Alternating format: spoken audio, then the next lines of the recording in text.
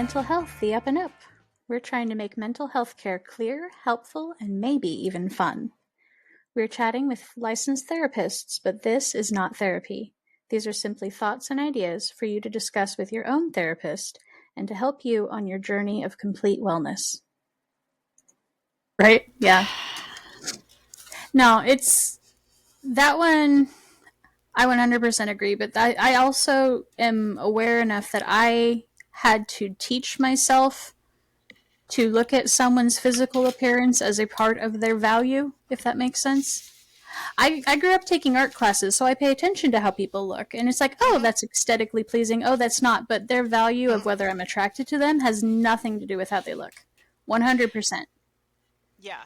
I can look at the qualities, and I think there are qualities. There's actually that, what's it called? Whoops. The triangle, not the triangle, it's a pentagram, like of the Leonardo da Vinci. I'm trying to hook this on something. The figure of the, you've seen the thing of like the man going like this, and then there's like a... The Vitruvian Man? Yes. Yeah. And those, apparently those ratios are very tied into what people say is attractive. It's super interesting. I'm going to send you something. Okay. So you know who John Cleese is? Yeah. Okay. So they made this piece of paper, this clear cellulose piece of paper, whatever. This is bugging the hell out of me. I'll try It that. keeps tugging on your headset. Yeah. And usually I have something like down here, and this is just too high. So they made this cellophane piece of paper, whatever, where they just put triangles of those ratios. Okay. And then they put it over Tom Cruise's face. Okay. And like it lined up, like people's like eyebrows and eye lines and this part of their nose and this part of their mouth. It's different, but the ratios are the same. Or the ratios fit those ratios, like from here to here, from here to here. And like you put it over Tom Cruise's faces and it's perfect. You put it over like Grace Kelly's face, it's perfect. Then they put it over John Cleese's face, and it's just like way off. And the documentary or whatever it was, I think it's technically a documentary, is narrated by John Cleese. Okay. So he's there like, let's try it on my face, and then they show it, and he just looks up like, That is funny. Anyway. It's funny how my conversations with you end up cycling similarly to what I talk about with my mom. Oh. One of the podcasts we did for hers, and I'll extrapolate here since we have viewers. My mom is a tailor, and so we talk about clothing and alterations and custom work and blah, blah, blah. And we were talking about the ratios of the human body, and in this case, it was men's clothes versus women's clothes. Oh, interesting. And part of the struggle of women's clothes is they try to make them the same way they make men's, and it doesn't work, and that's why they always fit just a little wrong. Yeah. Because there are certain things they know. They know that if you take this measurement and this measurement of a guy and you subtract the one from the other, you'll get his inseam. And it's always, or you subtract 10 inches, you'll always get his inseam. That is just a statement of fact across the board, with very few exceptions. But that doesn't line up for women. You can't just subtract 10 inches because the ratio of how much body is where on a woman is totally different. And so anyway, it's funny that there are certain, even though there's such a variety of humanity and we all look so different, there are certain things you can count on to be the same within a ratio. Yeah. Across the board. They also do this thing where they put like lights on people's joints, like elbow, wrist, shoulder, and then everything else is completely black and all you can see are their lights, and people can tell whether it's a man or a woman. That is super interesting. Which again means that it has to be ratio shoulder to hip and to knee to. I'm trying to think of the major joints and to elbows. That is so interesting. And there are some exceptions. For Like sure. actually, I know, I can't remember honestly if it's a man or a woman, but whose body proportions, like if you did that, I think it's a man. I think I know who it is. But if you did that, he looks like a woman, like his Ah, ratios. that's Yeah, super he has a fascinating. really wide hips, which is unusual, and a very, let's see, is it short or long? Something with his torso that is just, Atypical. yeah.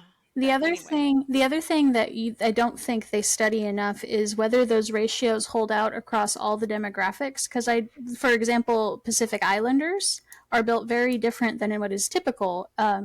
Asian mainlanders are built different than what Europeans are. So, do the ratios hold up across all, or is it specific to people group? I'd be curious about that too. And again, I think there's enough. I mean, it's kind of like skin tone, Yeah. Yes, people born in Africa have darker skin tone, but someone born in Italy might have skin tone darker than someone in Africa. Mm-hmm. It's Yeah. kind of that's really interesting because I'm just going all sorts of directions on that, but I would think that the main proportions would be the same. Mm-hmm.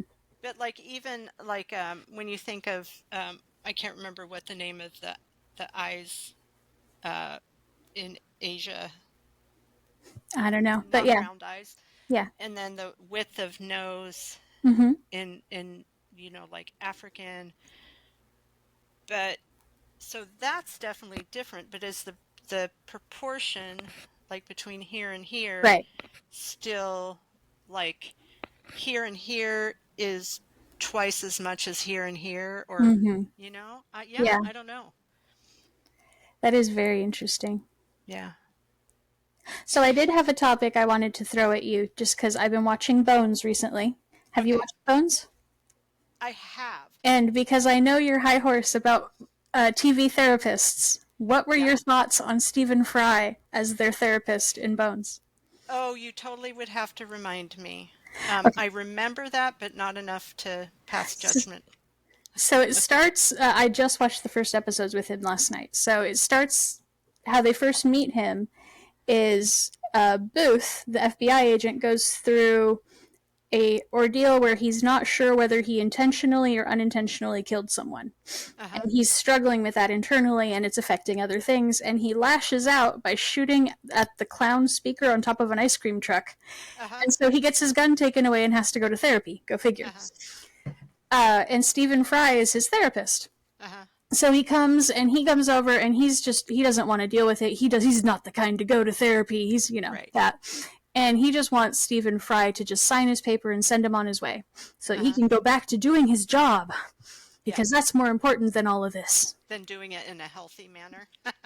So Stephen Fry's like, "Oh yeah, sure. I mean, so you discharged your firearm? Yeah, yeah. It was I shot at a car. Oh, was it full of like terrorists or something? Well, it was an ice cream truck." And he pauses and he looks at him and he says, "Really? Yeah, it was the speaker on top." And I see. And he folds up the paper instead of signing it. And it's really fun because it's mandatory. It's for his job. And Stephen Fry's way of dealing with him, even when he gets aggressive, is highly entertaining. Yeah. And it just as characters, it's very fascinating. But Stephen Fry plays it as a highly intellectual because it's Stephen Fry. Right. I can't imagine him even pretending to not. Right. As an aside, Yeah. Actually I was listening to or looking at a interview from Hugh Laurie, Yeah. right? Who is Stephen Fry's, they've been friends forever. Yeah. And about how he had Stephen Fry over for dinner or something. And they were playing Scrabble. And like Stephen Fry was there like, if you don't know the exact meaning of that word, you may not use it. And it's like, and just went off on, you cannot use a word you don't know, which is, anyway, very Stephen Fry-ish. Very. I could absolutely see him pulling that. That's great. But no, it's really fun, and as you get to know him as a character, and as he develops and becomes more integrated, and he starts to see both Booth and Bones at the same time. I think for work partner counseling, and then later for marriage counseling or something like that. Spoilers for people who haven't watched. And he's a very interesting character. In this case, it's a very healthy option for them, because he can meet Bones on the intellectual level, because the whole premise of the story is that she's very unemotional, to the point where people think she's robotic, and it's not that, it's that she's repressed so much because she's been through so much, and she ends up coming off more Asperger's autistic, because she doesn't get social references at all. She doesn't understand social cues or emotional cues until she really stops and looks at them. And for her, this was an intentional choice she made to deal with her trauma. So Stephen Fry is able to meet her on that level, but he is also able to meet Booth, who's very emotional, very instinctive, very, and not in a bad way. Just in he's very religious. He's very tied to certain ideologies that fuel why he does things. And he kind of bridges that gap and makes them both interact with each other better. And it's really cool. So in that way, it's a very healthy view of therapy. Yeah.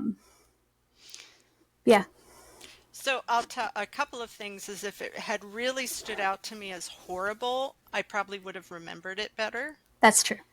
And it kind of goes to a couple of things. Like, in therapy, there's some kind of underlying things that are just important regardless of style. And one of those is rapport. Like, do you get along with the person? Can you do that? Like you're describing, he was able to develop rapport with Bones and with Booth. In a different way. So that's very important. The other part is to at least have some curiosity. Whereas if a client says, I'm okay, unless you would hire them to be a therapist to do assessments, why would you believe them? You know? So to be a little curious about that. So tell me how okay is, or tell me about this shooting, and that's really curious.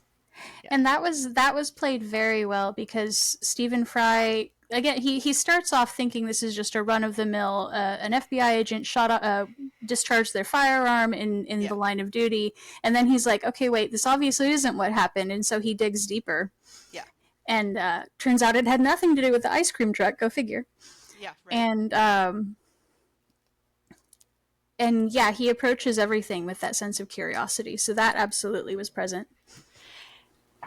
And I would say with that is the concept of when someone does something that seemingly doesn't make sense, that's kind of when therapy comes in, and it's kind of like, okay, I get you shooting at a bus full of terrorists. I mean, right.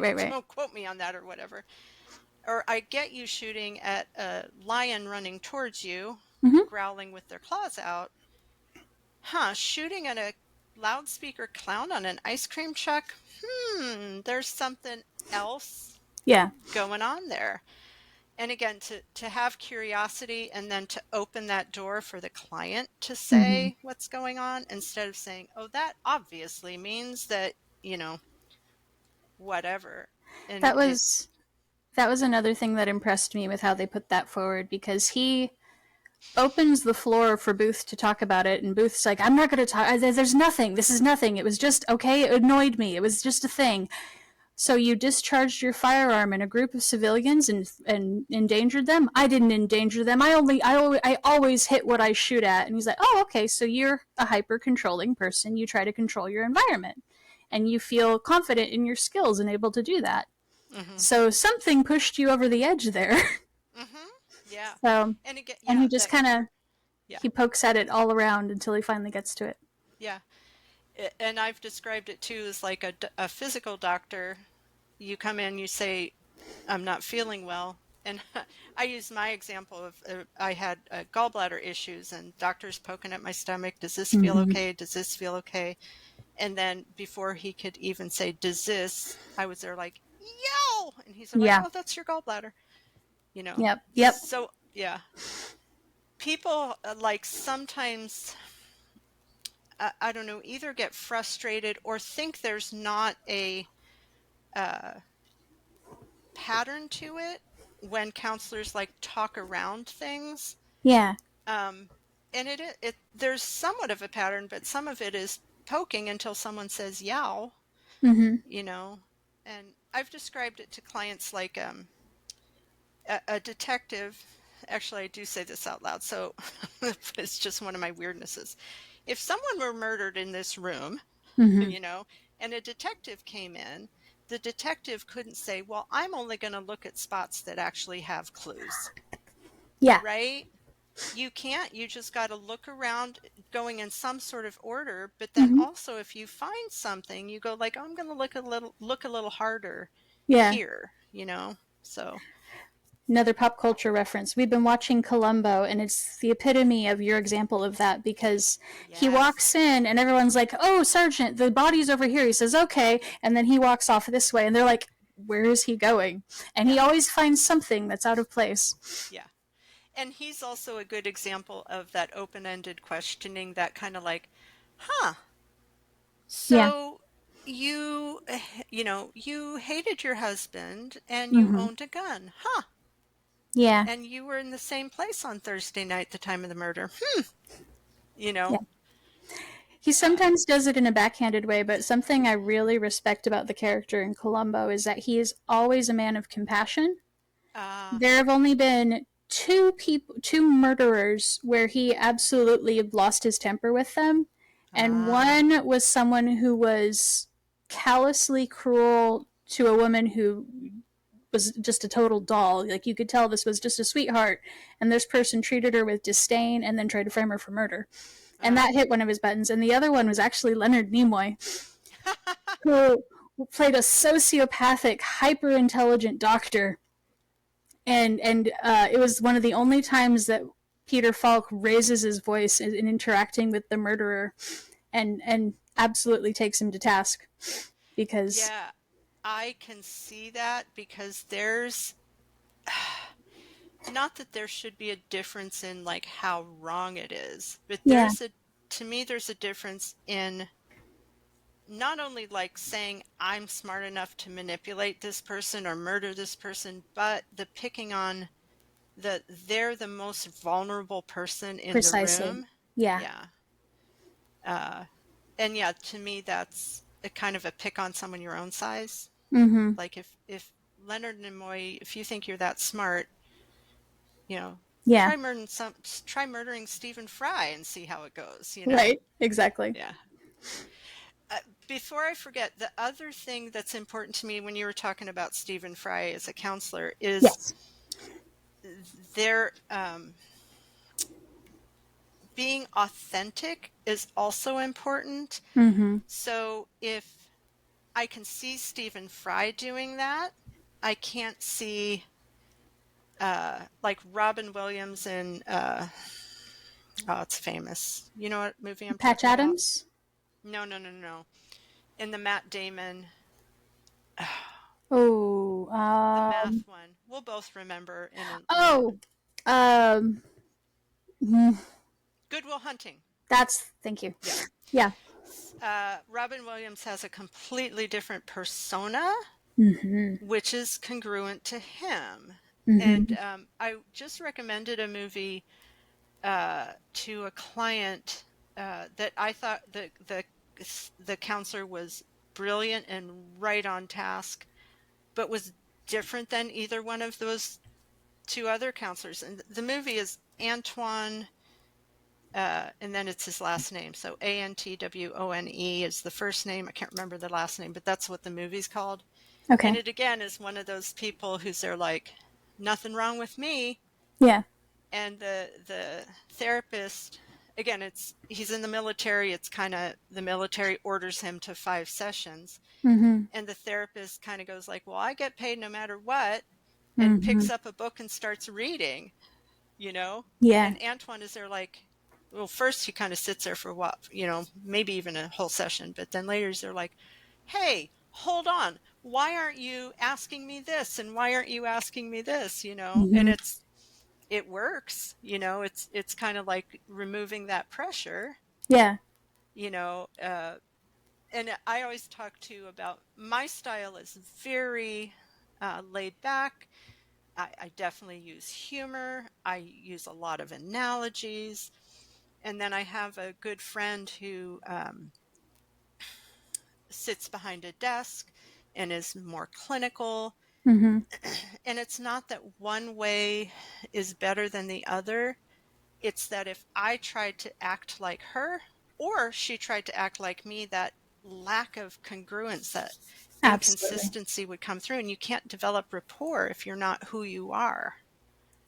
I have so many. I have like 2 more movies, but did you have anything you wanted to talk about? Because I'm monopolizing the topics here. No, I love the movie thing. Keep going. Okay. So, first one that came to mind, my husband made me watch this movie that made me so mad and cry. And I'm trying to remember what the name of it was. It had Martin Sheen and his son, not Michael, the other one.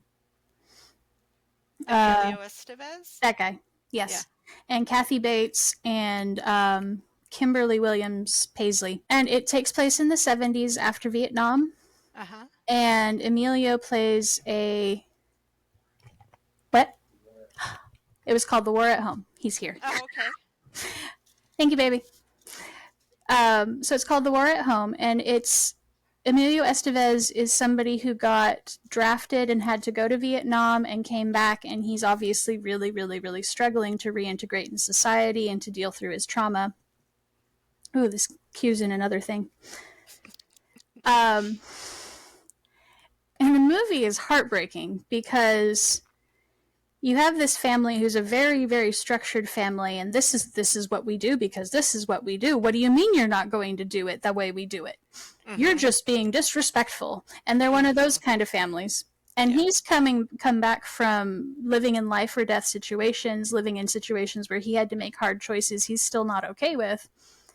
And all of the stupid little petty things that people focus on mean nothing to him. So what do you mean you're not going to dress up for Thanksgiving dinner? We always dress up for Thanksgiving dinner. I'm wearing this. Why can't I just wear what I'm wearing? Mm-hmm. He doesn't care. He has no space in his brain and his heart anywhere in him to really just deal with the petty stuff. Mm-hmm. And Kimberly Williams plays his kid sister, and she's going to school for psychology, and she's better than some at acknowledging that he has a problem that needs addressed. Mm-hmm. But she still behaves in the social family norms that are causing him distress and making it worse for him. Mm-hmm. So one of the best scenes is he's sitting outside because he really struggles with being indoors. He always goes and sits in the backyard where it's quiet and he can be alone in nature. Mm-hmm. And she comes out and she sits next to him and says, "I'm going to sit with you." And at first he's like, "Okay."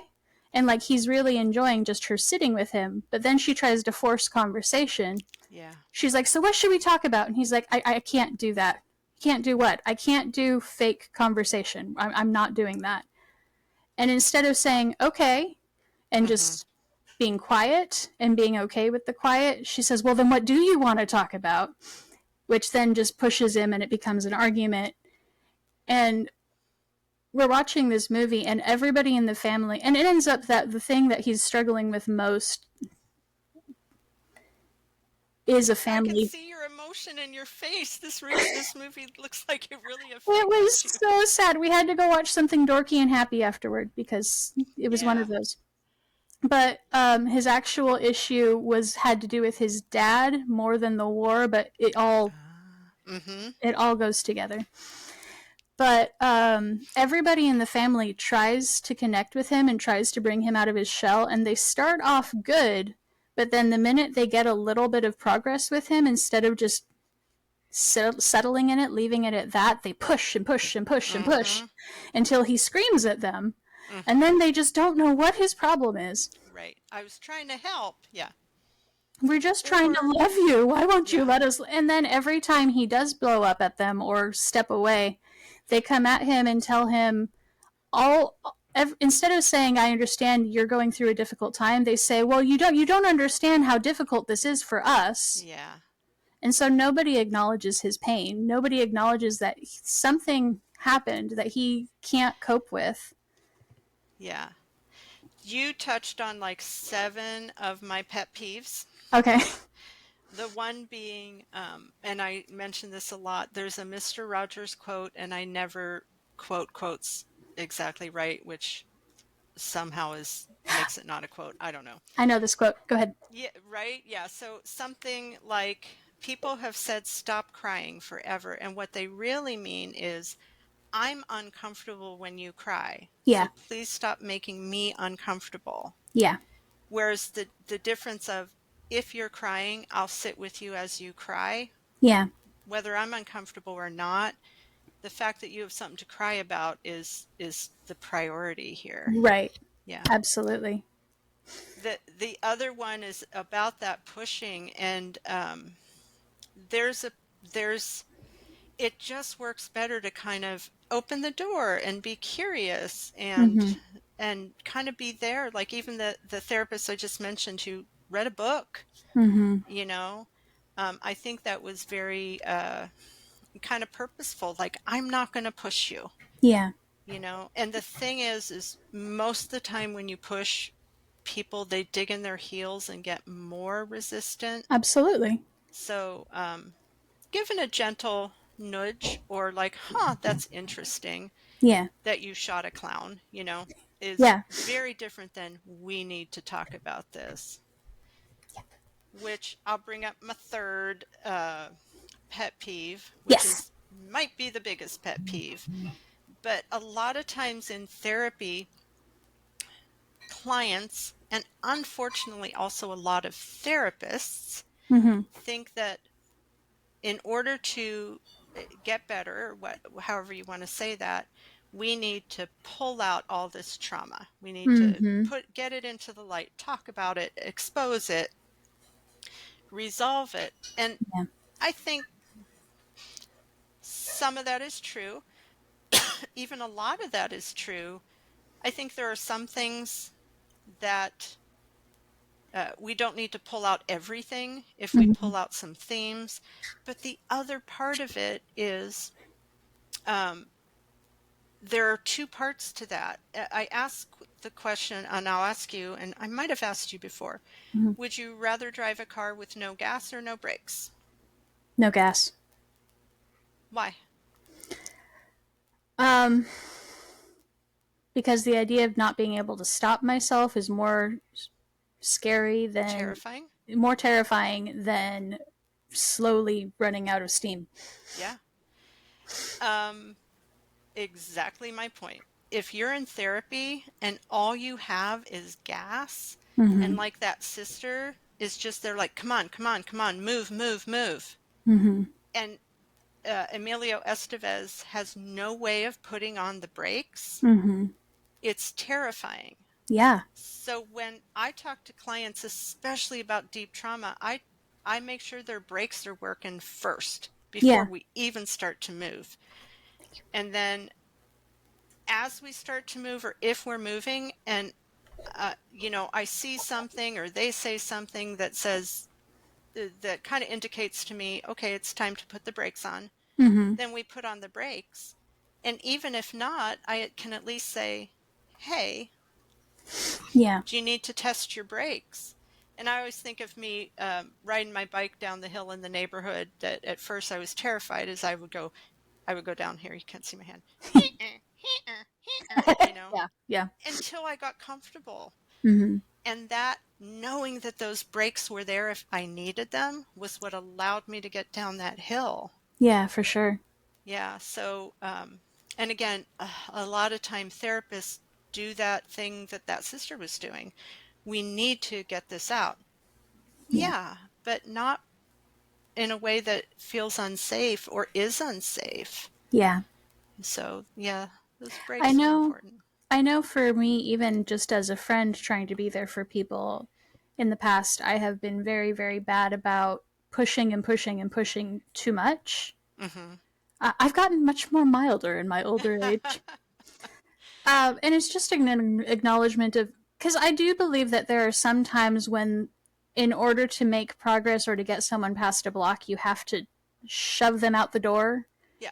You know what I mean? Not over the edge. We're not trying to shove them off a cliff, but you need to Right. push them through a door or do something to kind of make them stop and go like this, you Yeah. know? But it also can be very harmful if it's done at the wrong time Yeah. or for the wrong reasons. Yeah.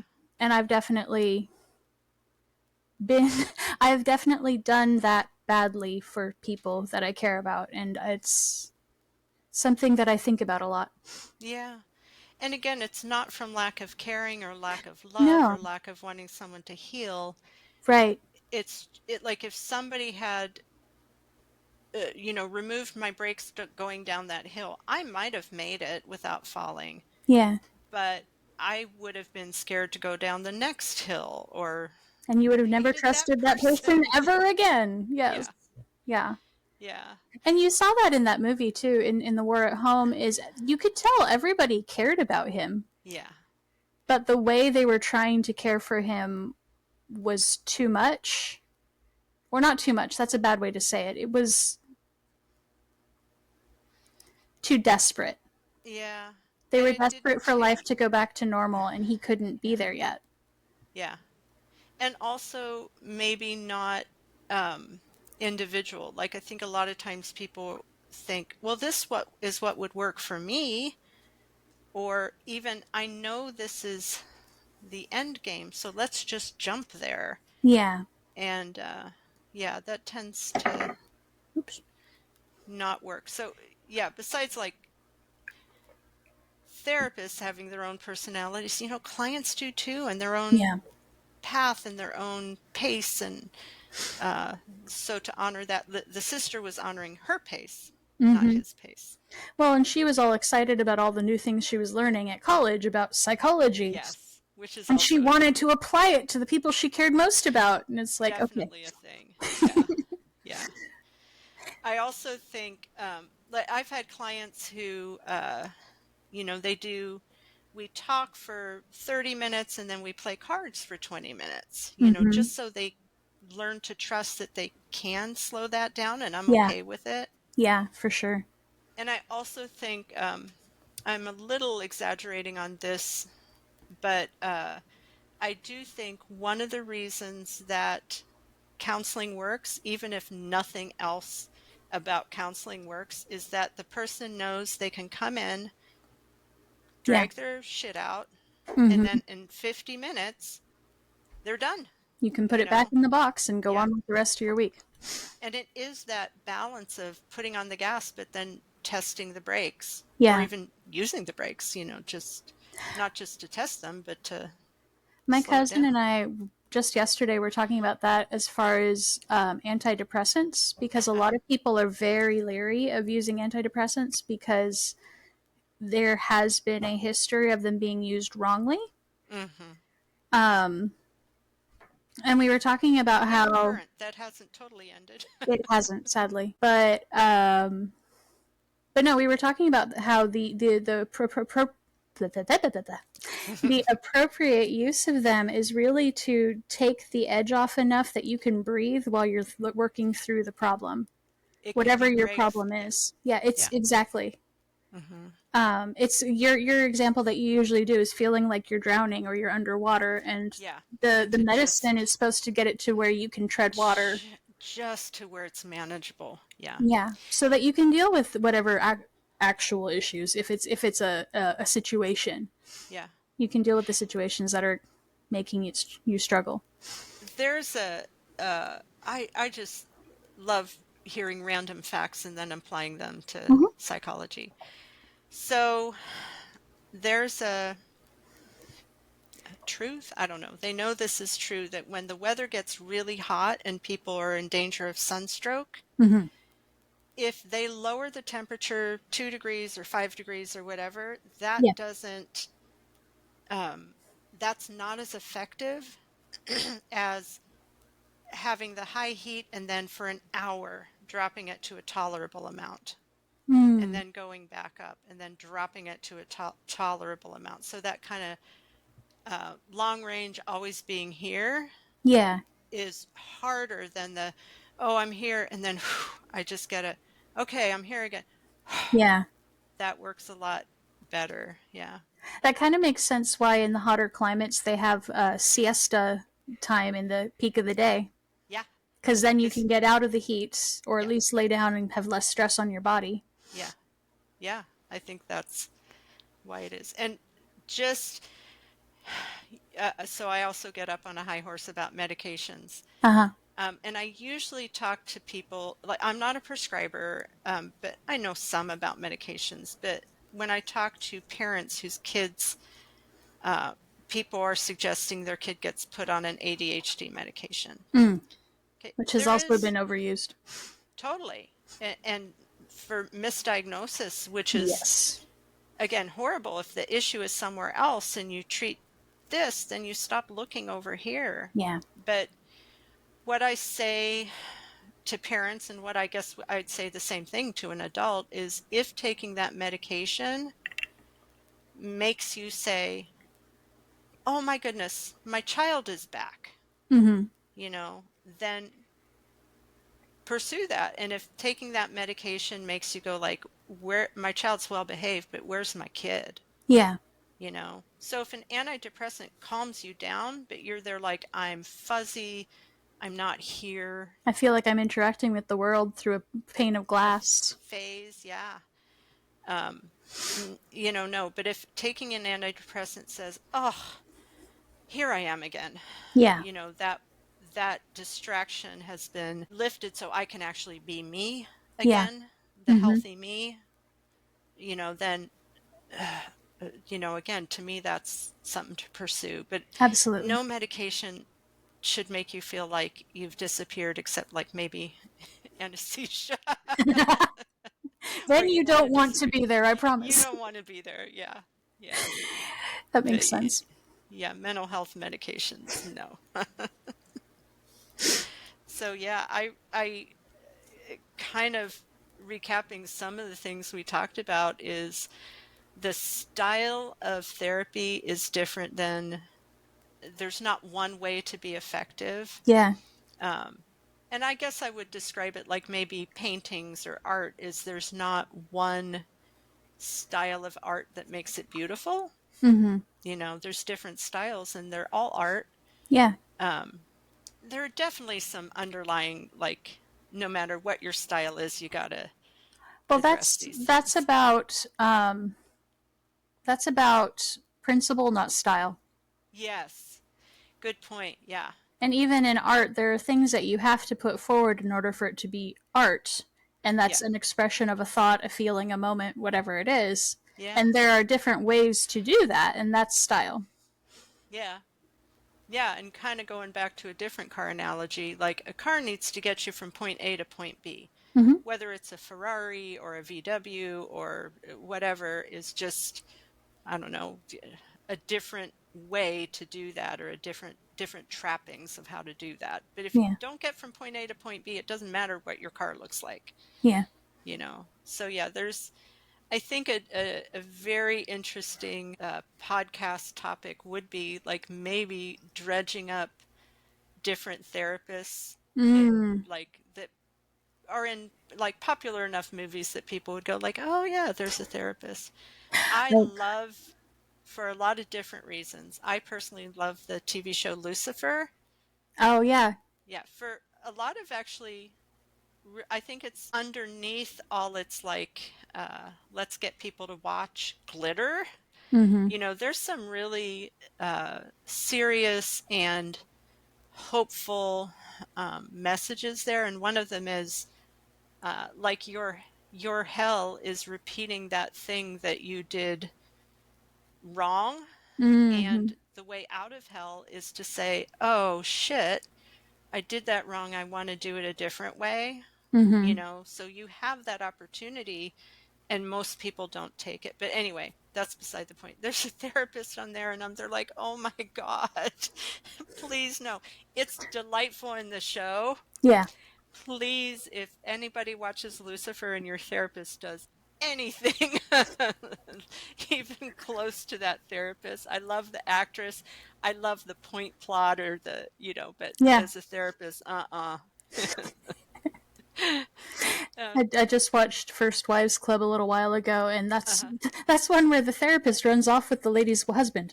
Yeah. And while encouraging the lady to be stronger and more aggressive. Mm-hmm. And that was like a hot mess. It's like, okay, everybody should know that this is bad. Yeah. There's a very, gosh, I can't remember what this one is too, but about 3 siblings who were molested, and the therapist she gets, I don't know if it's she or he, but they get them to a good place, but by totally breaking confidentiality and totally going outside.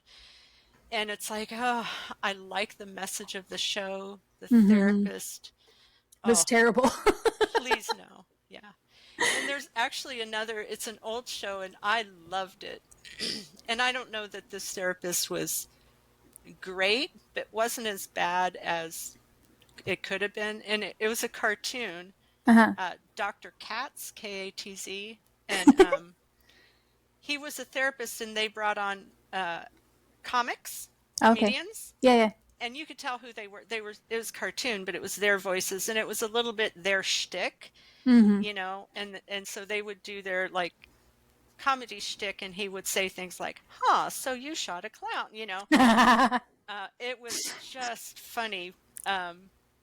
That's up there. That's up there with the meme of, "Oh no, I told my therapist about my D&D character, and she diagnosed all of my problem issues."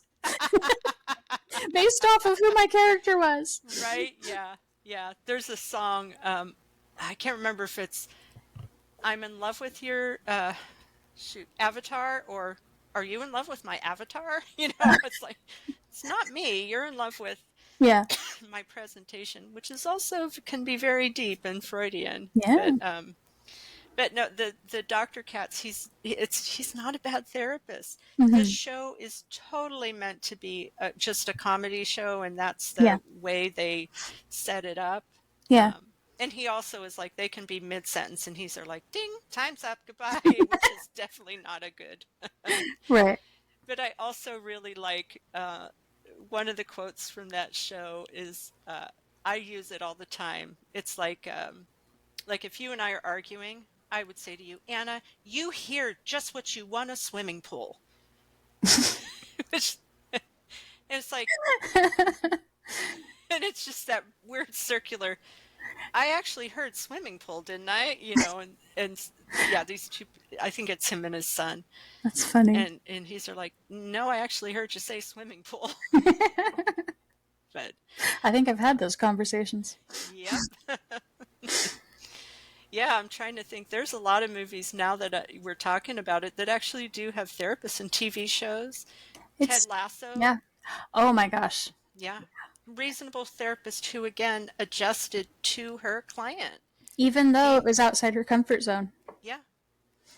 I was actually really impressed with how they displayed that, because he had hang-ups about therapy partly from his own upbringing, but also from his own personal experience. Mm-hmm.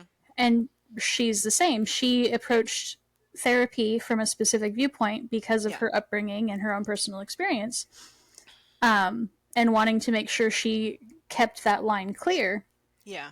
And they found a way to respect that while still giving him what he needs, and I thought that was beautiful. It was very well done. And again, I'd have to go back and look. I don't want to endorse any TV therapists without really analyzing it deeper. Right. But I like the ones that at least don't show blatant sexuality, Did you ever watch Shrinking? It was also on Apple TV. And it has Harrison Ford and some guy that I know his face, but I don't remember his name. And basically the guy who I know his face but not his name kind of goes off the deep end. He's a therapist, but he's kind of been stuck in a rut with his grief for a long time, and he finally gets his head above water to realize, oh wait, I have to interact with life again. Mm-hmm. But he does that by basically telling off all his clients for the places where they're stuck. It's like, oh no, it's really, it was a very bad choice, and he kind Right. of has to deal with it. And then it'll probably drive you nuts because he breaks certain boundaries and barriers. Like he has the one person move into his pool house. That's Oh, his wow. client, and That's a he's little, yeah. yeah. And Harrison Ford is his mentor slash boss at the clinic they work at. And Harrison Ford's like, "You don't do that. Why Yeah. are you doing?" And he Yeah. plays the grumpy old man, and it's delightful. Yeah. I was recently talking to another therapist about like rules, like why do I do this? When do I do this? And Yeah, I compared it to there's no, there are guidelines. yeah, Some of the rules, like in Ted Lasso, you think about and bend a little bit depending on your client and the situation. mm-hmm. And she was there like, but when? And I said, it's kind of like learning how to ride a motorcycle. Mm-hmm. You need to know the basics, but riding a motorcycle over pavement is different than over gravel. It's different if you're trying to get somewhere versus having a nice Saturday afternoon Cruise. drive. Yeah. It's different, if there's other cars around, if you're by yourself, there's so many differences, and you absolutely have to understand the mechanics and how it works. But Mm-hmm. sometimes you do things that are a little different because you're on gravel, Yeah. or um, and I love this example. So it's not real specific, but your therapists aren't supposed to accept gifts from their clients. Yeah.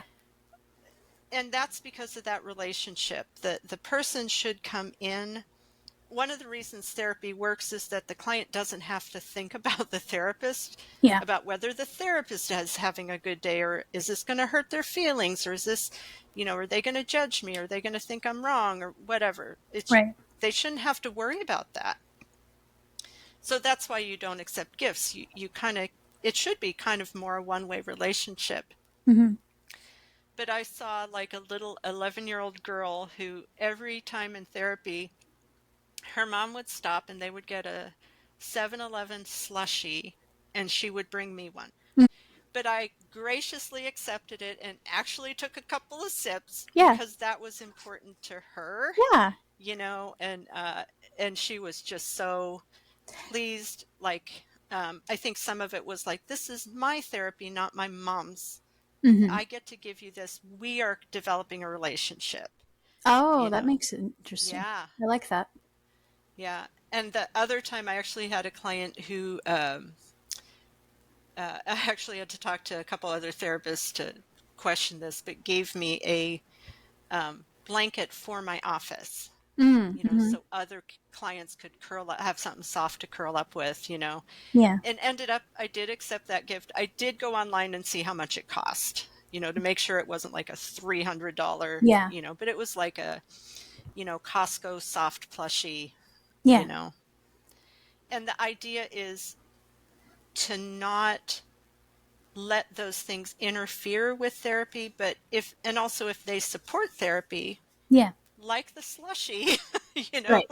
you kind of break those rules because that was really important to her. It actually It helped helped. her feel like she was, yeah, It helped give her agency. yeah, That's yeah. good. Even though I still think I just never want to drink a slushy again. I hope that little girl who's a grown up now is not watching or remembers. She probably doesn't even remember. You But still appreciated the slushy. I did, yeah. And the thought, oh, yes. And the reminder that I don't want to drink those again, that was important too. Um, so we've been chatting for a while, but I had another topic that could keep us going for even longer. Should we save it for another day? No, let's keep going, and then maybe I you can can cut split it. it And, up, or we yeah. can do this as a super long, listen to us chat for as long as you want. So I have been getting called out slightly by Uh-huh. my nearest and dearest for overdiagnosing, layman diagnosing. Yeah, I am not a therapist. I am not, but watching movies, looking at people saying, "Oh, that thing right there sounds like this, and this sounds yeah, like this," yeah, which I think is a natural curve of education.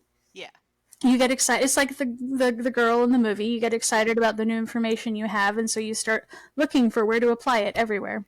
Yeah. And so Stephen and my mom have both been kind of saying, okay, just because it kind of sounds like that doesn't mean that's what it is. Yeah. It's like, well, okay, but it could be. Yeah. No, I think you're exactly right. When you learn anything, you're there like, oh, that looks like good art, or oh, Mm-hmm. that looks like. I actually am taking this class I've talked to you about Yeah. developing e-learning Mm-hmm. classes, courses, and they asked your goal at the very beginning, and I said, my goal is to want to know why I hate some e-learning things and why I love others, you know? I Yeah. get that, but to be able to pinpoint exactly why. Right. Now, if I, for the rest of my life, I go around saying like, that's not, I can't think of any term right now that, you know, that doesn't create motivation and that's not meaningful dialogue or whatever, it's not helpful. But as I'm learning it, Mm-hmm. I'm hyper aware of it. Yeah. Yeah. The other thing I'll say is that kind of labeling can definitely be detrimental if it's with judgment or um, what I was taught, and I don't think every therapist is taught this, but in diagnosing, Mm-hmm. most people say, why do you diagnose? And the answer for a lot of people is, well, you know, to know what the problem is. It's like, yeah, but why do we need that label? Mm-hmm. And I had a great teacher, I wish I could remember her name.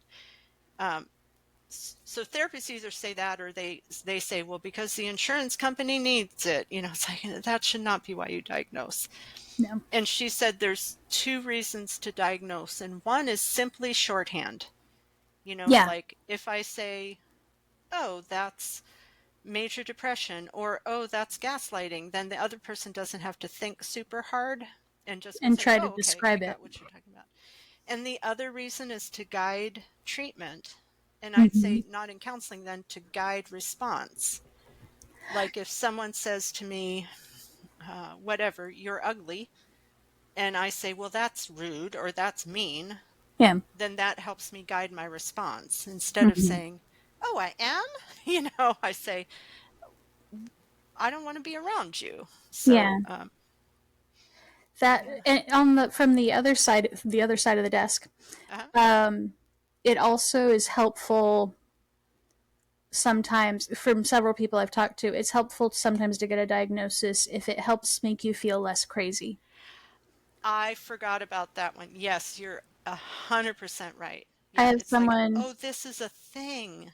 I have someone who said, yeah, like I've gone to therapy before, and they've always talked about my PTSD, and they've always talked about anxiety disorder, and finally this person said, "Oh, maybe it's this. Let's look into that." And so Mm-hmm. I started looking into it, and I'm like, "Oh my gosh, yes! Now I know why." Because I think the word she used was, I always felt like there was more going on in my brain than what people were understanding. There Yeah. was something else happening that they weren't quite getting. Yeah. And so, There's very few times like I pull out the DSM, the official diagnosis book. mhm, Um, and I feel like I know those things pretty well. I know what questions to ask to kind of sort that out. I always keep it provisional because I never know everything and it mhm, can change. I had a client who I started seeing for anxiety.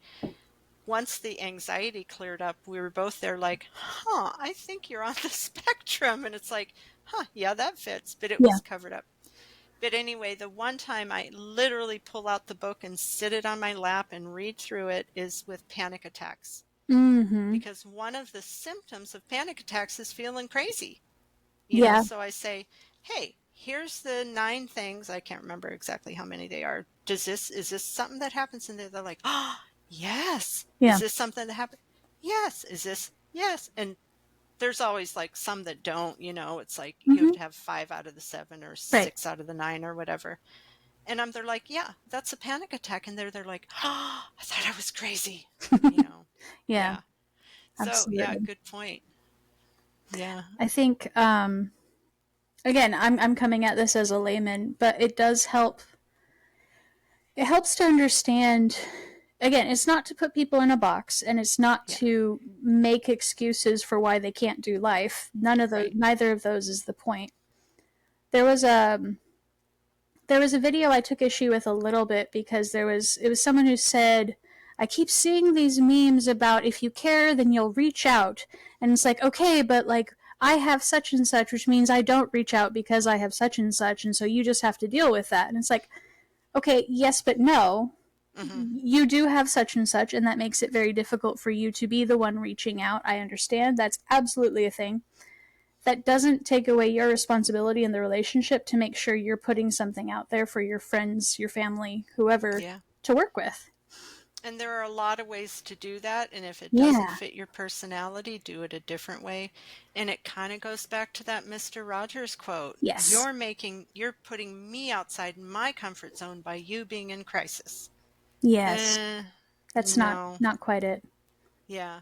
And again, there are definitely reasons why people have a difficult time reaching out. Oh There's yeah.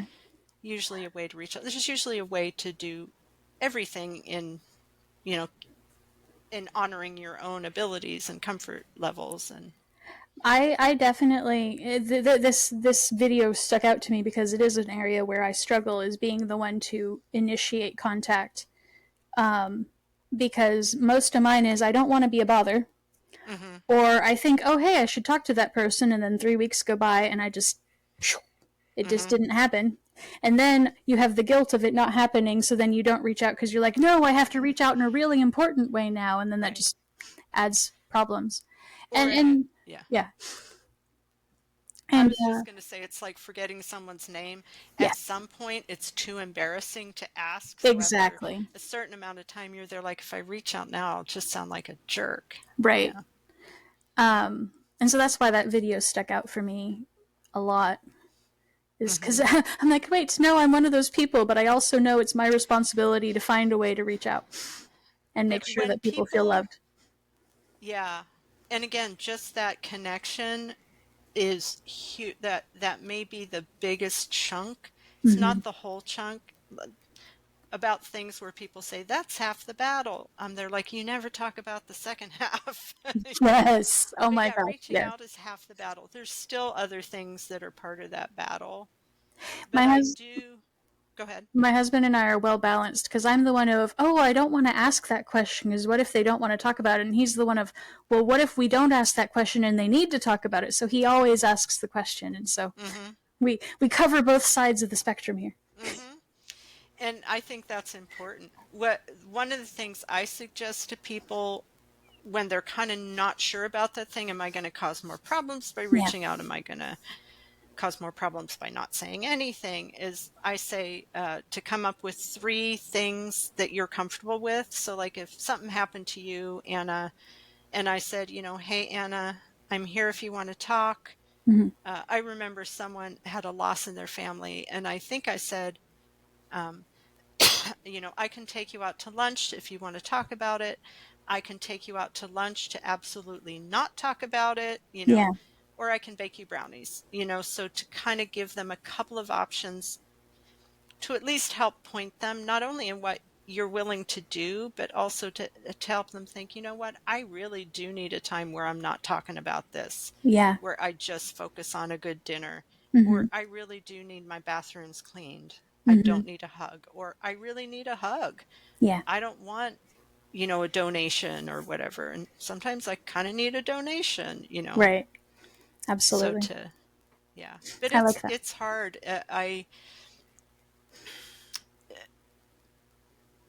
I kind of think of what's the worst that could happen either way. If you do reach out and the other person is annoyed, I, people have been annoyed at you before, been annoyed at Yeah. me. Well, Um, and at least I'm getting to the point where at least if I reach out and they don't want to talk about it, they have the opportunity to say so. it puts the control with them rather than with you. Yeah. And I would say, hey, I'm here if you need to talk, or if you don't need to talk, you don't have to. I actually do that when people are going through tough times, and like it's one of those things where like 12 people ask, Mm-hmm. what's going on with blank blank blank, and I want to say I'm interested, reach out to me, Mm-hmm. let me know how that doctor's appointment went, but Yeah. I always say, if it's helpful to you, you know, let me know how that doctor's appointment went, but don't add it as an obligation that now Hmm. that I asked, you have to let me know how that doctor's appointment went. I can sit with my own curiosity about how that doctor's Yeah. appointment went. Yeah. That's kind of up there with I saw a few posts about this online recently about when you're trying to invite someone over to your house, instead of saying, "Hey, if you want to come, you should come over," or instead framing it as, "I would love for you to come over if you're available. If not, that's okay too."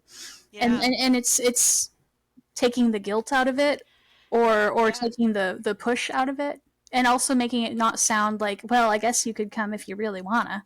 Yeah. It's like, I don't know if I want you to, but if you want to. Yeah. I did that recently this afternoon. Oh, don't know where that came. This Thanksgiving, Yeah. where I didn't want to pressure anybody, but I did want to welcome them. And I said, I'd love to have you for dinner. If it's just, the two of us, we're happy with that. Yeah. We'd be also happy. We'd be delighted if you came, but Yeah. we'd also be we'll still be happy if you don't. You're not going to Right. ruin anything. Yeah. Very nice. One thing keeps coming to my mind, again, and when something comes to my mind, I think, well, share it. Kind Sure, of like do what we it. were talking about. And I don't know where this fits in, so I don't care where it fits in. But um, they compared this to offering someone a piece of pie, like to kind of reach out 3 times. So if Mm-hmm. you come over to my house and I say, "Oh, hey, Anna, would you like a piece of pie?" And Mm-hmm. you say, "Oh, no," maybe ask again, because that might be a polite "oh no." Mm-hmm. So I say, "It's really no problem, have a piece of pie, I'd love to give you a piece of pie." And you might say, no." And then I say, "Okay, I'm going to eat one, do you want one?" And if you say no the third time, no more pushing. Right. But saying the second time, I think, is sometimes helpful in case there's something else getting in the way, like, "Oh, Anna, if you need to talk about that, I'm happy to talk." And they're like, "No." And they're like, maybe you're saying that out of politeness, or that you Mm-hmm. don't want to put me out. So I'll say, I'm here if you need me. Yeah. Um, but there is kind of definitely a point where it's like, stop asking, you know? That's a funny concept because within certain cultures, there's actually an etiquette precept for that. I don't remember which one it is. It's one of the cultures in Asia Mm-hmm. where you're, as the guest, you're not supposed to accept it till the third time they offer. And Yes. the reasoning is because if they offer you the third time, then that means you really are not putting them out by eating their food. That's a good point. And Yeah. so it's that same point of care from the other side. Uh-huh. Because the first time you don't want to take their food because you don't want them to be going without because they made you food, and the second Right. time you're really making sure that they didn't want. But if they offer it the third time, they have plenty to spare, and it was one of those kind That's, of yeah, things. something to keep in mind, not just with cultural, but with individual people. Like, I Yeah, do know people who would offer something even though they kind of needed it themselves. And I yeah, also know people who are there like, "You want a piece of pie?" And the other person says, no. And they're like, "All right." yeah. I have to tell you, this story, again, has nothing to do with anything except that I think it's funny. um, Someone was over at my house and had made uh, microwave popcorn in the bag. Okay. And I hate sticking my hands in that bag because it's all greasy. So I handed her a bowl and I said, "This is for you." Mm-hmm. And she said, "Oh, thank you for the gift." And I'm there, so, and in my head, I was there like, okay, what do I do? Like, I don't want to embarrass her. I actually Mm-hmm. don't care about the bowl. Should I let her buy, So I put my arm around her and I said, "It's just for your popcorn. If you really want it, you can have it." Just because of our relationship, I mean. But I was there Right. like, and then my daughter told me later on, I was sharing this. I share funny things with everybody, and the person I'm sure is okay with it, and nobody knows who she is, even if she isn't okay with it. But my daughter said she lives with boys. boys don't look at her and say, oh, you've got a bag of popcorn, let me reach out and fix your... And again, nothing against boys and girls, but women do tend to kind of go like, okay, who needs something? What's missing? And my daughters are like, her sons and her husband just don't do that. So she wasn't expecting it. She's like, why are you giving me this bowl? Is it a gift? You know, no, it's so your fingers don't get greasy. I anticipated your need. Right. That's funny. So I love talking to you. We have such great conversations. We do. Do wander. I'm very curious as to whether there's any flow to this that is coherent to other people. That is a good question. Like, it makes sense to me, but, you know, yeah, that'll be interesting. Yeah. Well, if they don't like it, they're more than welcome to not listen. And if they love it, you and I can find all sorts of tangents to go off on. All of them. Every single one.